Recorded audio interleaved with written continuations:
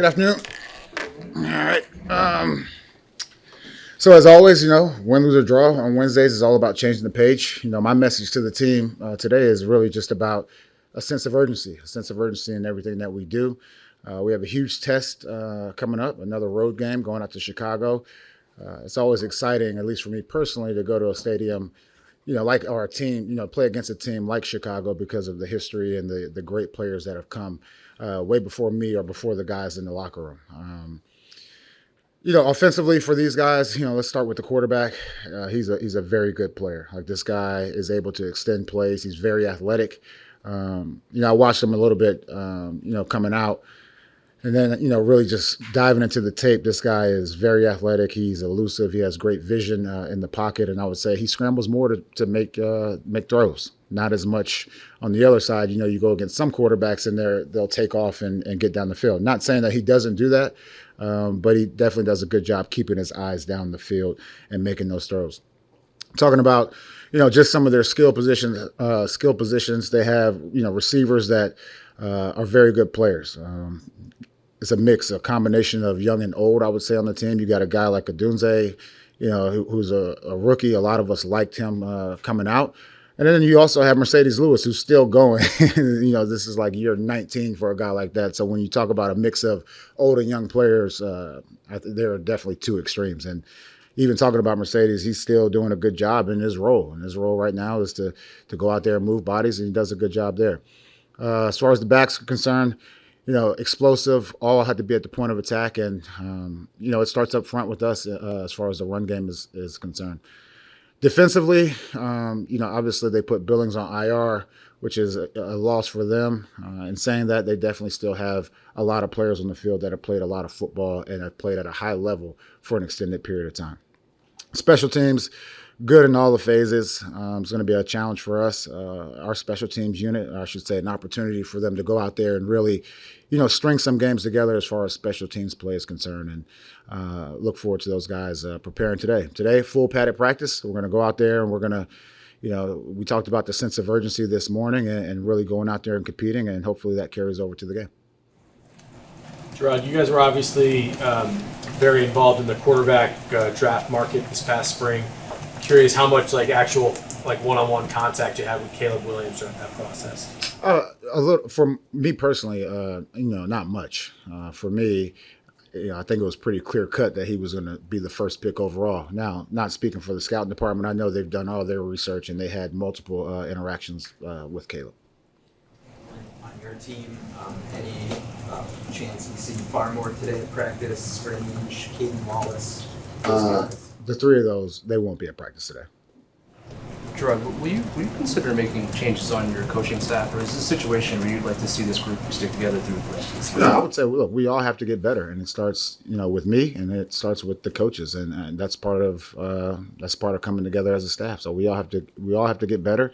We all want to win games, and we need to win games now. And I think the sense of urgency message wasn't just for the players; it's also for the coaches. And nothing in this world, no matter who you are, myself included, is guaranteed. Specific to Barmore and Strange, the fact that they haven't been on the field all season, really, since spring, summer, is there value in them coming back maybe toward the end of the year, given the fact that this is week 10? Or would you welcome them back pretty much any time? Yeah, we would always welcome them back. And again, whether we're talking about free agency or trade deadline or anything, we're always trying to improve as a team. And sometimes they're under your own roof. Trade deadline comes and goes yesterday. No action on the trade deadline.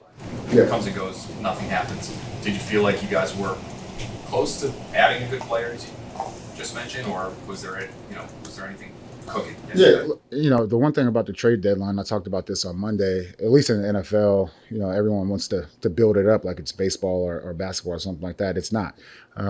Look, we do our research on everything that's available, and I would say Elliott and his staff have contacted multiple teams, and multiple teams have contacted us just like every other team in the league.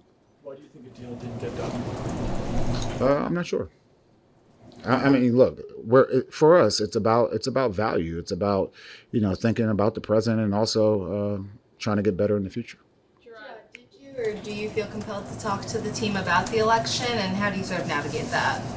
Look, for us, it was all about Chicago. What I told them this morning is that, I respect democracy and we have to respect the office. And, people went out there and voted. And there's a reason that we have secret ballots. You don't have to talk about it. I said the three things that kind of, the three things that in a locker room you have to be careful about is talking about politics, talking about religion. And back in my day, it was talking about Michael Jordan versus anybody else. Now with these guys, it's LeBron versus anyone else. But those are the three things that always turn into hot topics. With no movement at the deadline, you seem to have a logjam at wide receiver, like 7 players on the roster. How do you expect other moves, and how are you going to try and incorporate, those guys getting playing time, particularly the rookies? I think you hit it on the head. Like, they're on the roster right now, and look, they're going to go out there and practice today. And at the same time, they'll have their opportunities. And it's not about the amount of opportunities they have. It's about, going out there and taking full advantage of those opportunities. Speaking of wide receivers, I asked Reminder about KJ Osborne and like his celebration on the sidelines. What more do you need to see from him? KJ Osborne. What more do you have to see from him, possibly like during practices or during the week, that could give him these increased opportunities when he gets? Look, he's been in this league for a long time, and he's a professional, and he understands, the active and active part of it. And I would say, he just needs to continue to do what he's doing, and that's to go out there and practice hard and be a good teammate. So you expect to continue to carry 7 wide receivers on the active roster? Look, these guys are on the roster right now. We're always, again, looking to get better, and that may be addition through subtraction. It may be, I don't know what group it is, but we're always looking to get better. Jerod, what do you find yourself doing better now, midway through the season, as a head coach than you were doing weeks 1, 2, and 3?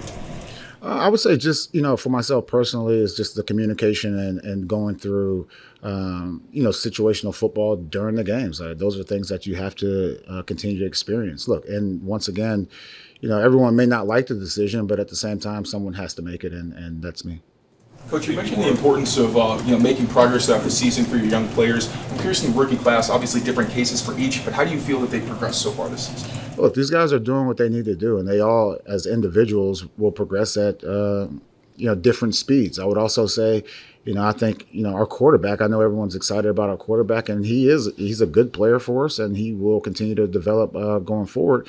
But he understands there are a lot of things to work on for himself personally as well, and. You see, some of the other guys, and they're at different points in their rookie year.